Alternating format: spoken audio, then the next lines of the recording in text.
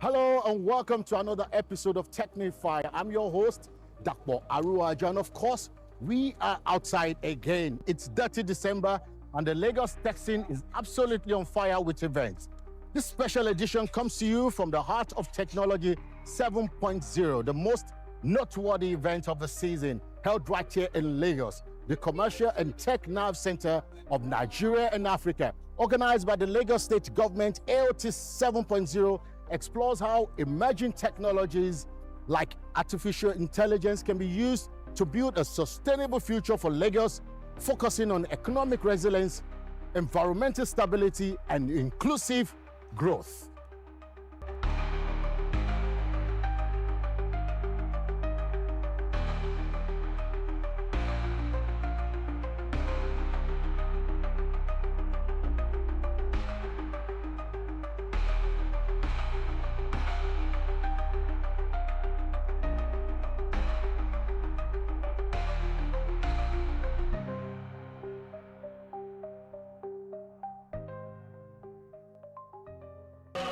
A sovereign motherland.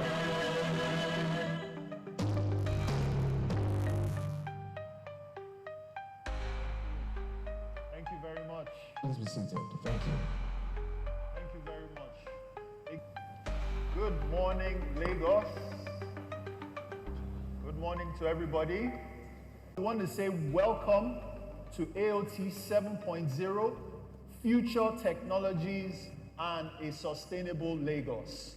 This has only been possible because of your support, right? And all of the work that we've been doing over the past couple of years. The universities, the inventors, the experimentation enthusiasts, the research and development doctors, all within the AOT ecosystem.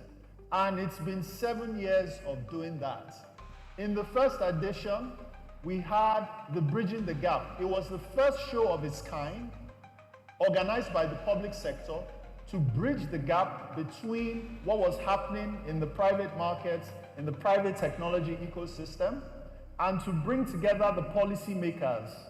And out of that first edition came the Lagos Innovation Master Plan, the first of its kind, the first innovation master plan by any state in Nigeria.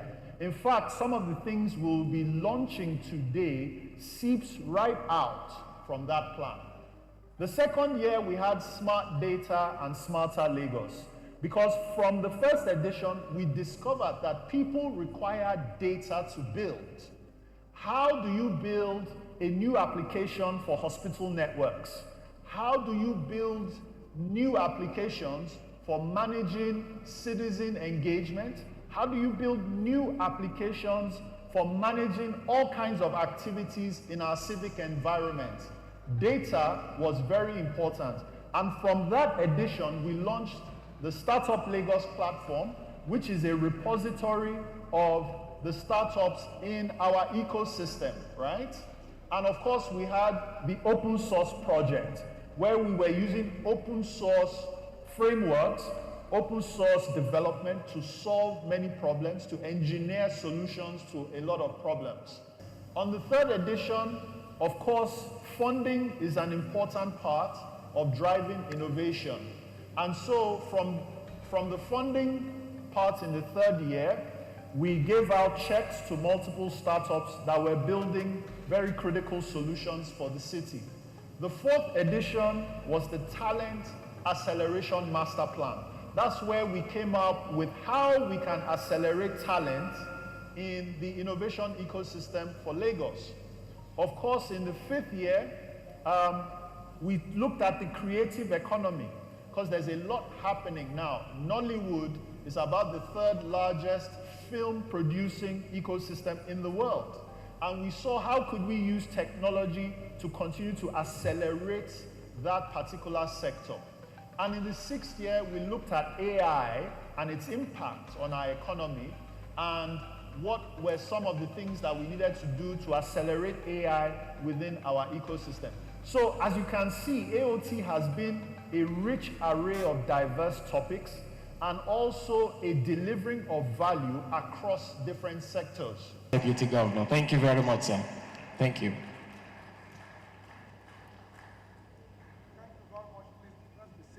very much. So distinguished innovators, industry leaders, policymakers, creators, and partners in the IT ecosystem, I'd like to welcome you again to the 7th edition of this Art of Technology Conference.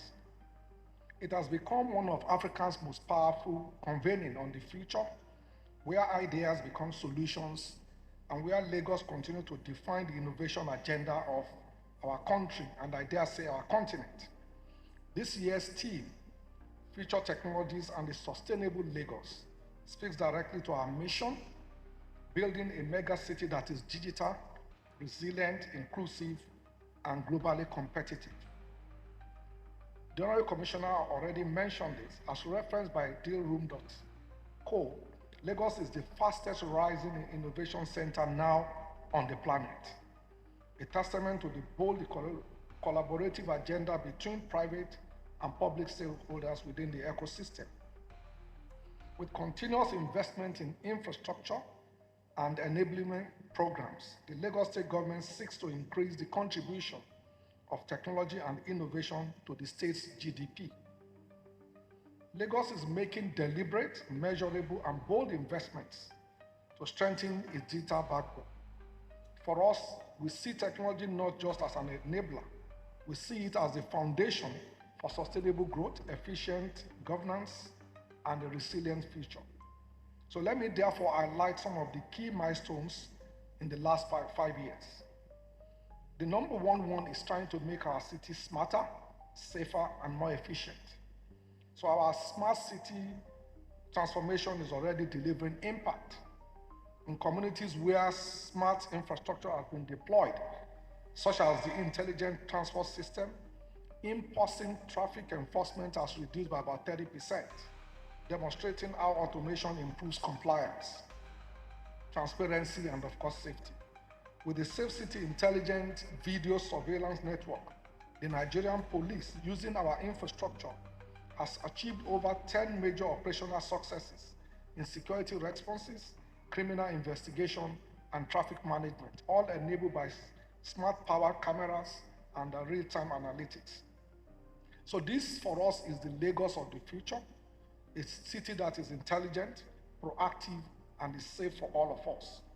So we know that a connected Lagos will be a prosperous Lagos, because between 2020 and 2024, we've deployed 2,500 kilometers of fiber optics and ducted infrastructure, providing the backbone for low-cost broadband and cloud-driven innovation. Today, over 1 million Lagosians gain new or improved connectivity within 4 years. This infrastructure is driving one of Africa's fastest growing data economies, with Lagos now hosting a robust cluster of data centers, cloud platform, and enterprise networks. As earlier stated by the Honorary Commissioner, we are upgrading governance into a fully digital experience. In just 5 years, over 16 ministry, departments, and agencies now provide front-facing digital services. Licensing, tax processes, permits, revenue collection, public records are transitioning into unified data systems. So the Lagos Data Service Portal is evolving into a single interface for e-governance services. With over 10,000 visitors per day, it is defining the country standard for e-governance services. So we are building a government that works at the speed of its citizens by interacting with our citizens digitally, accelerating the innovation ecosystem, funding talents, and so forth. So more than 75 startups across fintech, agri-tech, construction tech, air tech, and climate tech have received various supports. The ecosystem today is valued at around $15.3 billion, right? With the likes of companies like Flutterwave, Jumia, Opay, InterSwitch, and the like. Between 2019 and 2024, Lagos-based tech startups attracted over $6 billion in funding. And 70%, more than $6 billion, that's more than 70% of Nigeria's total tech investment.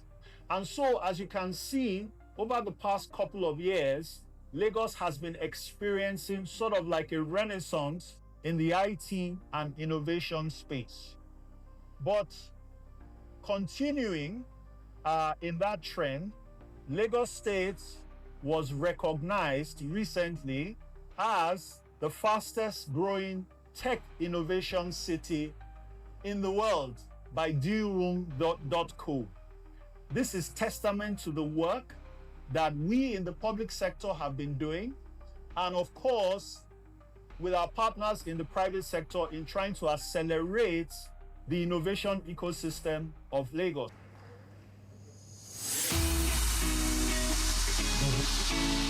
Your Excellency, sir, the Deputy Governor of Lagos State.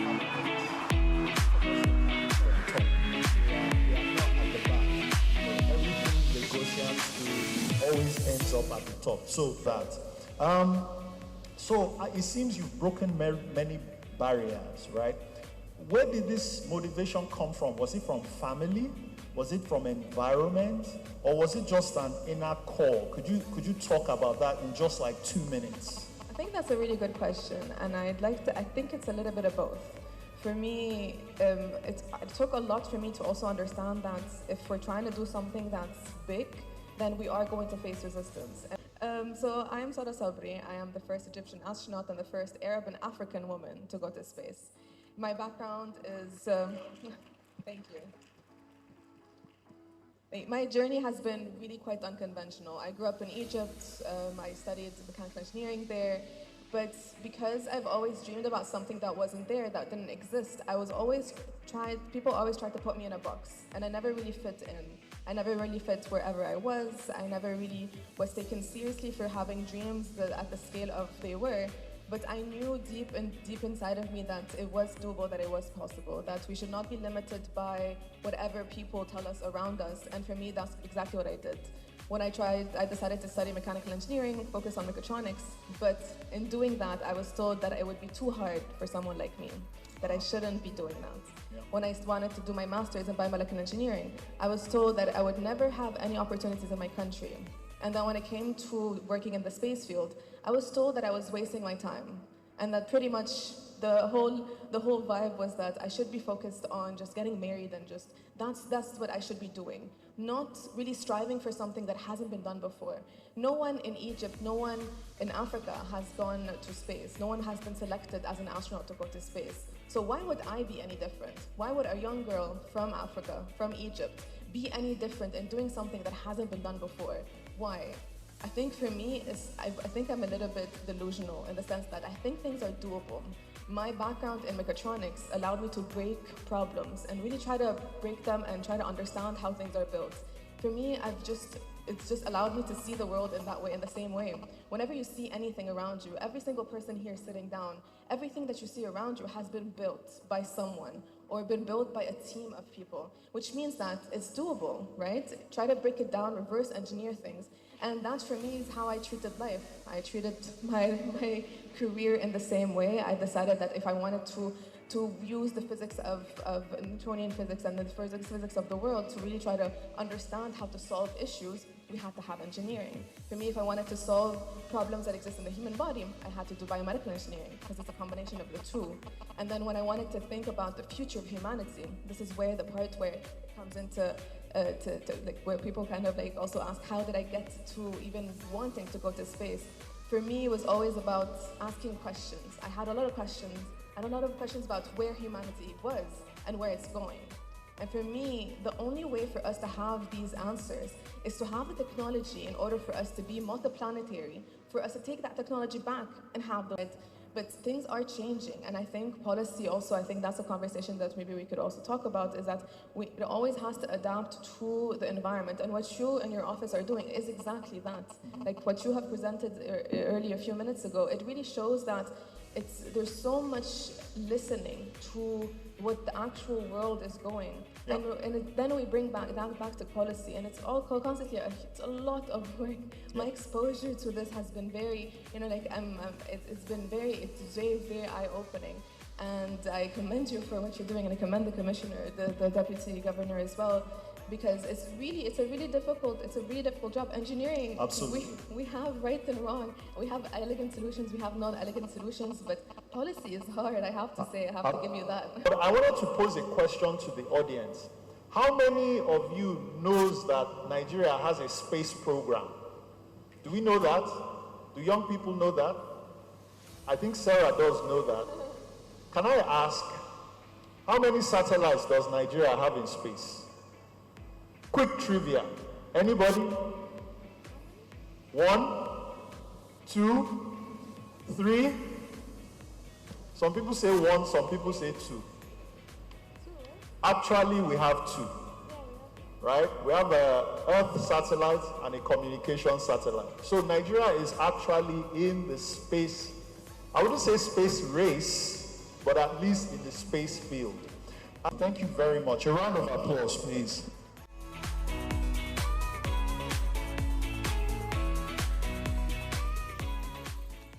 I'm here speaking. I had a fireside chat here with the Commissioner of Innovation Technology, and I spoke about my experience. I spoke about my nonprofit, Deep Space Initiative. I spoke about my new company. It's a biotech company that we might be hopefully looking at partnerships with Nigeria.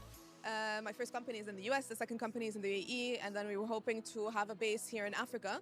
So we're exploring opportunities. It's a very big responsibility. I don't take it lightly. I think it's very important to make sure that the path is open from where to follow. We need to be sending more people to space. We need to be more keeping up with the space field, because if we don't, we're not going to be playing on the same playing field as the rest of the world.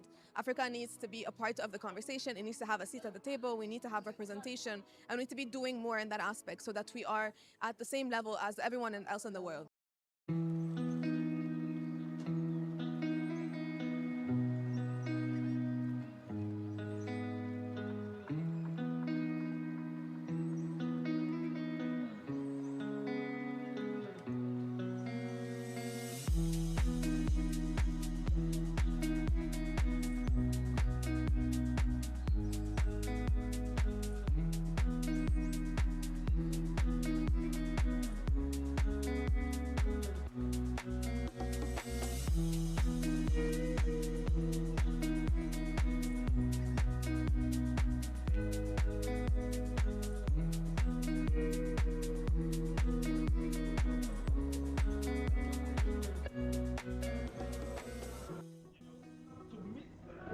Of this robot. So you need to know about how to combine human assets to get the power you need. And you need to also understand the various components that exist in the market. If you come to our labs, for example, as a new person in robotics, you feel like, this lab is fine though.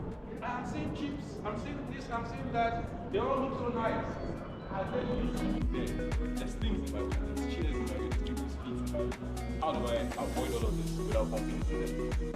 It knows its joints and angles, and it's trying to find where its hand is. I know the angle of here, I know the angle of my wrist, so that way I can calculate where my hand is. Cybersecurity area that can never stop.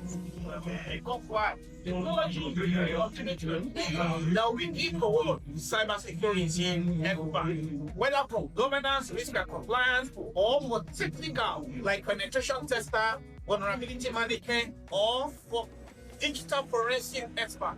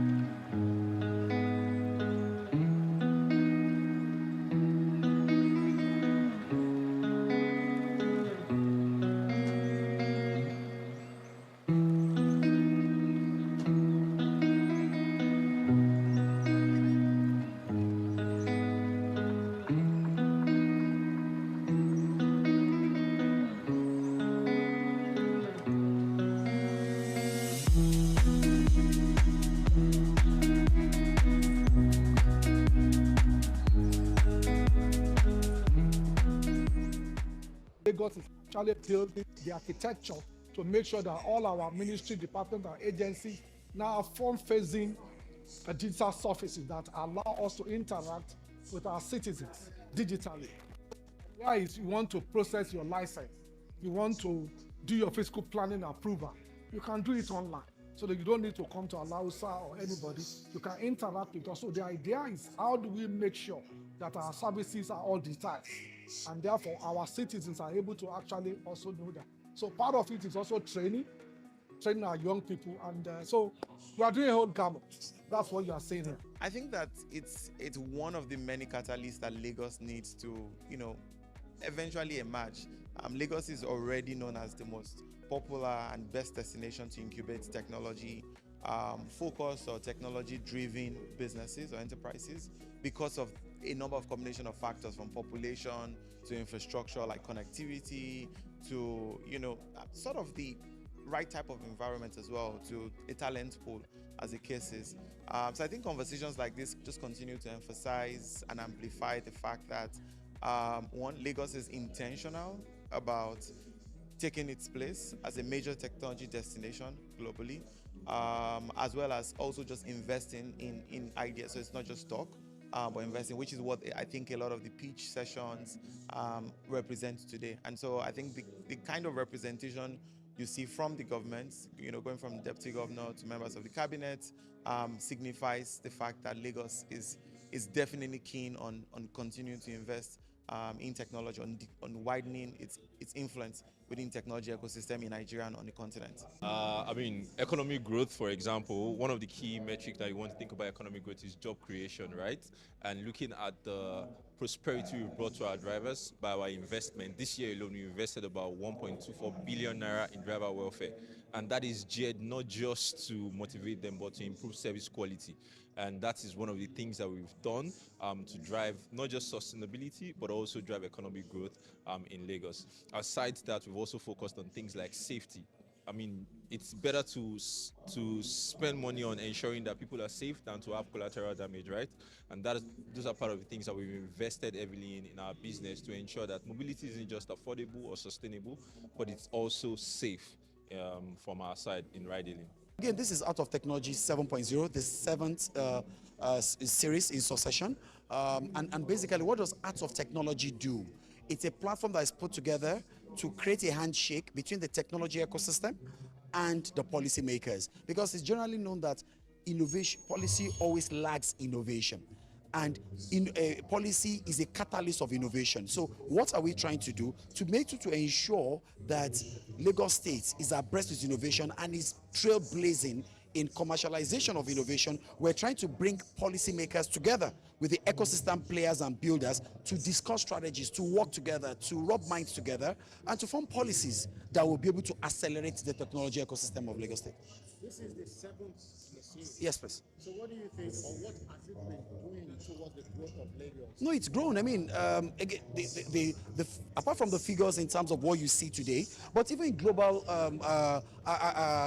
acknowledgement, I'm sure you know that Lagos State was ranked the fastest growing technology city globally, fastest growing from a developing world. And these things have been part of the successive work, because the first AOT 1.0, the first work we did was to create the Lagos State Innovation Master Plan. So everything you see coming out today, whether the fiber optics that's been laid, like the governor said, whether it's all the things that are on Lagos State Research Innovation Council, whether it's the road shows with GuideTech, everything you see being done today were things captured in the first AOT, which was about an innovation master plan, which was a rollout plan. And that master plan is still what is being built today. So when you ask that, what has it been? It's because in 6 years, the world has testified that this is the fastest growing. And you can see today we've got about 6,000 people physically present in here. Who have been a part of this. You've seen policymakers, you've seen global speakers come to speak. And so it's become a platform that is being recognized for what it's doing in terms of shaping policy that accelerates the technology ecosystem growth.